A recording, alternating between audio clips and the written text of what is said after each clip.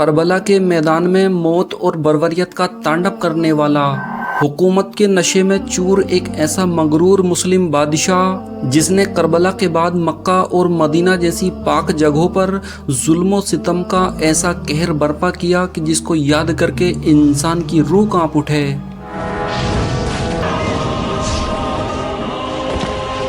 جیسا کہ آج سے لگ بھگ 1400 سال پہلے تاریخ اسلام میں عراق کی کربلا میں ایک بہت ہی خطرناک جنگ ہوئی تھی۔ یہ جنگ ظلم کے خلاف تھی اور انسانیت کے لیے لڑی گئی تھی۔ دوستو، تاریخ کے پنوں پر اس لڑائی کو جنگ تو لکھ دیا گیا، لیکن یہ کوئی جنگ نہیں تھی۔ اصل میں یہ ظلم تھا جو نبی صلی اللہ علیہ وسلم کے خاندان پر کیا گیا تھا۔ دوستو، آپ نے کربلا کی جنگ میں امام حسین اور ان کے 72 ساتھیوں کی شہادت سے ریلیٹڈ بہت سے واقعات سنے ہوں گے، لیکن آج ہم کربلا کے بعد کی حقیقت اور یزید کے ظلم و ستم کی داستان آپ کے سامنے پیش کریں گے کہ کس طرح سے یزید نے امام حسین کے خاندان، مکہ اور مدینہ کے لوگوں پر ظلم و ستم کی انتہا کر دی تھی۔ پیارے دوستو، بس آپ سے ایک چھوٹی سی گزارش ہے کہ نئے آنے والے دوست ہمارے چینل کو سبسکرائب ضرور کر لیں اور بیل آئیکن کو دبانا نہ بھولیں۔ اسلامی کیلنڈر کے مطابق نئے سال کی شروعات محرم الحرام کے مہینے سے ہوتی ہے، اور جب بھی محرم کی بات ہوتی ہے تو سب سے پہلے ذکر کربلا کا کیا جاتا ہے۔ دوستو، نبی کے نواسے حضرت امام حسین کی شہادت اور خاندان نبوی کے ہر ایک مرد کو شہید کرنے کے بعد ان کی لاش مبارک کو گھوڑوں کی ٹاپوں سے رون دیا گیا تھا۔ یزیدی لٹیروں نے اہل بیت کا کل سامان چھین لیا تھا، عورتوں کو قید کر لیا گیا تھا اور یہاں تک کہ ان کے خیموں میں آگ لگا دی گئی تھی۔ اس وقت خاندان نبوی میں حضرت امام حسین کے بیٹے حضرت امام زین العابدین ہی باقی بچے تھے جو سخت بیماری میں مبتلا تھے۔ جس وقت شمر کی نظر ان پر پڑی، اس نے فوراً اپنے ساتھیوں سے کہا کہ اس کو بھی قتل کر دو۔ ایک شخص حمید بن مسلم کے دل میں اللہ نے رحم ڈال دیا۔ اس نے کہا یہ بیمار ہیں، کمسن ہیں، انہیں قتل نہ کیا جائے۔ پھر عمرو ابن سعد نے تمام شہداء کے سر کاٹنے کا حکم دے دیا۔ اس کے بعد ہر ایک شہیدان کربلا کا سر جسم سے الگ کر دیا گیا۔ ایسے عالم میں شہیدوں کی لاش کا پہچان پانا مشکل ہو رہا تھا۔ ظلم اور بربریت کا ایسا بھیانک منظر کہ جسے دیکھنا تو دور، سن کر ہی انسان کی روح کانپ اٹھے۔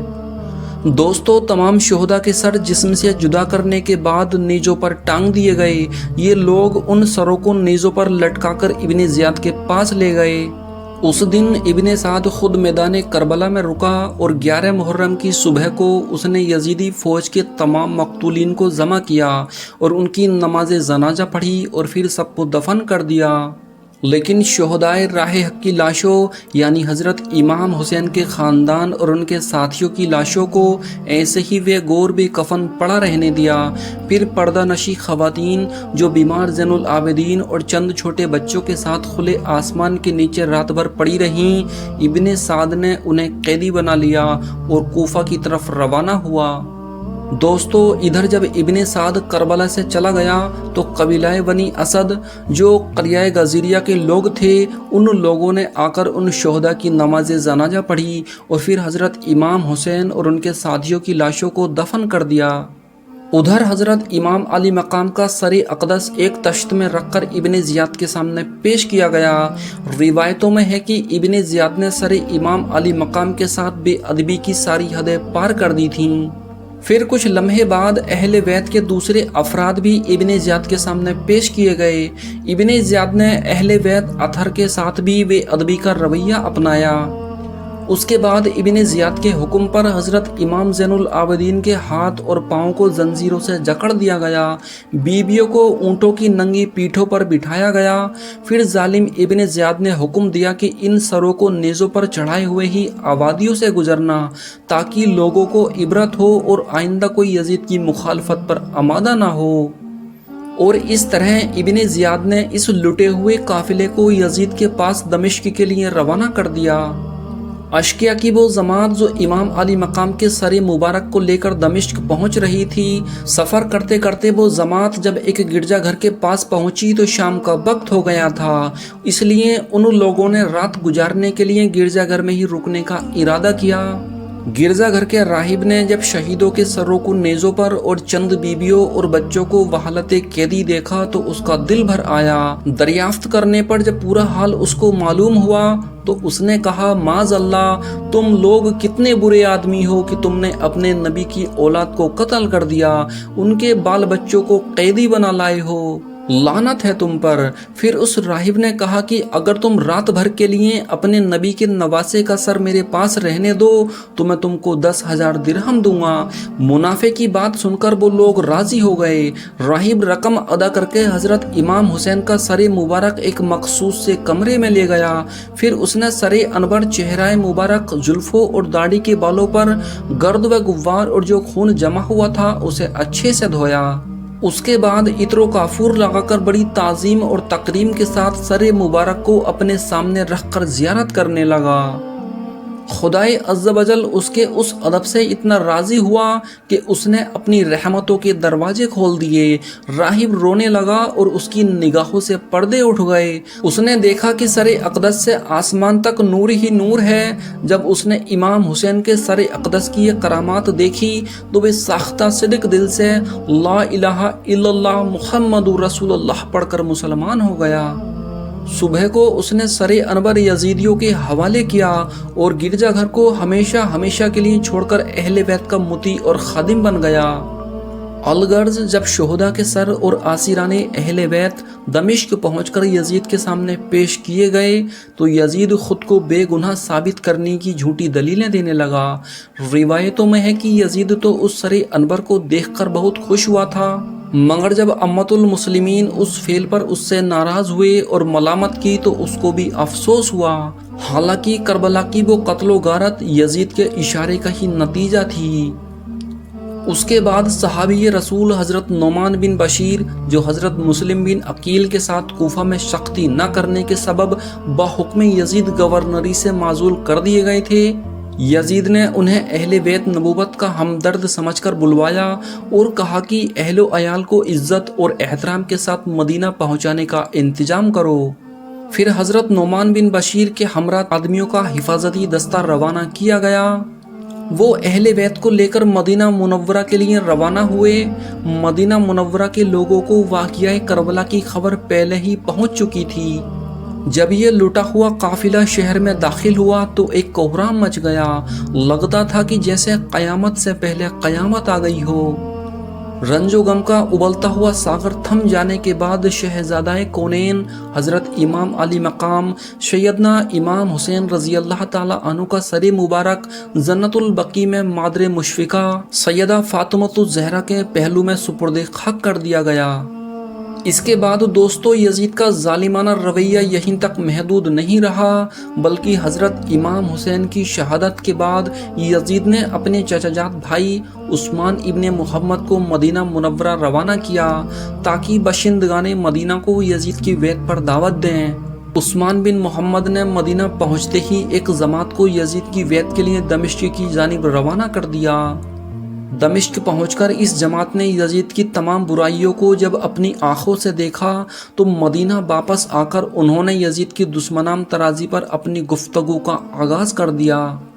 اس جماعت نے یزید کی بے دینی، شراب نوشی، گندے گانے سننا، قصہ گوئی میں وقت صرف کرنا، حرام خوری، بہن بھائی کا نکاح اور کتوں کے ساتھ کھیلنے کا ذکر مدینہ کے لوگوں کے سامنے کیا اور کہا کہ ہم لوگوں نے یزید کی تمام خرافات کو دیکھ کر اس کی بیعت توڑ دی ہے۔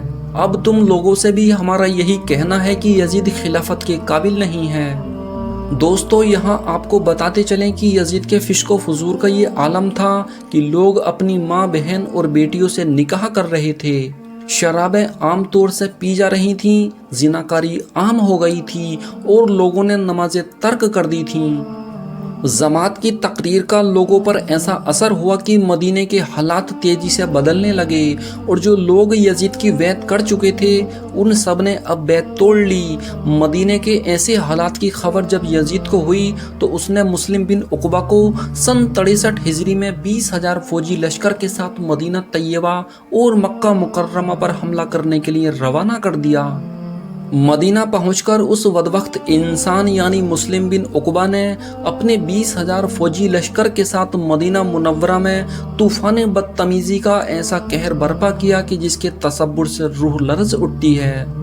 اس نے مدینے میں قتل و غارت اور طرح طرح کے مظالم کا بازار گرم کیا، لوگوں کے گھروں کو لوٹ لیا اور 700 صحابہ کو بے گناہ شہید کر دیا۔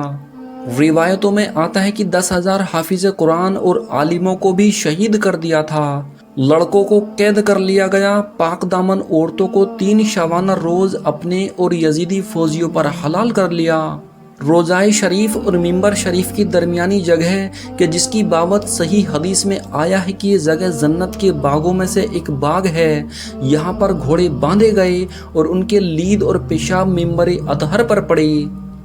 3 دن تک مسجد نبوی میں لوگ نماز سے مشرف نہ ہو سکے۔ اس کے بعد جب مسلم بد کردار نے اہل مدینہ کو زبردستی ظالم یزید کی بیعت پر مجبور کیا تو ایک شخص جو قبیلہ قریش سے تھا اس نے بوقت بیعت یہ کہا کہ میں طریقہ طاعت پر بیعت کرتا ہوں، معصیت پر نہیں۔ ظالم مسلم نے فوراً اس کے قتل کا حکم دے دیا اور اس طرح ایک بوڑھی ماں کے سامنے اس کے جوان بیٹے کو بے رحمی سے شہید کر دیا۔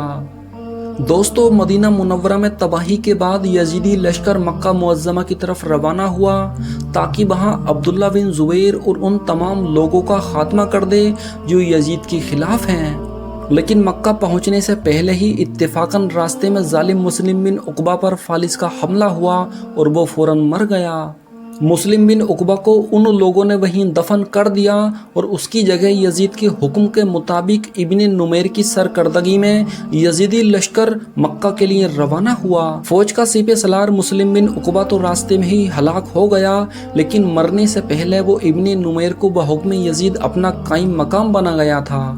ابن نمیر نے مکہ پہنچ کر حرم کا محاصرہ کر لیا اور منجنیق سے سنگباری کی۔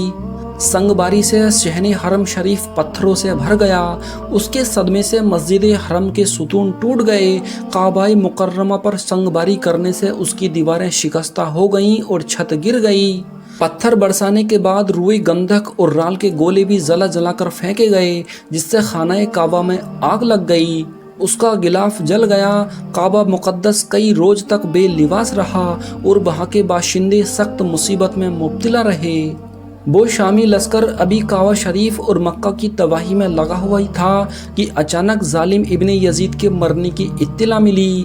ابن نمیر نے جب یہ خبر سنی تو اس کے حوصلے پست ہو گئے، فوراً اس نے محاصرہ اٹھا لیا اور پھر حضرت عبداللہ ابن زبیر سے صلح کر لی۔ دوستو، ظالم یزید نے کل 3 سال 7 مہینے حکومت کی اور 15 ربیع الاول سن 65 ہجری 39 سال کی عمر میں ملک شام میں شہر حمص میں ہلاک ہو گیا۔ اللہ اکبر، یا رسول اللہ۔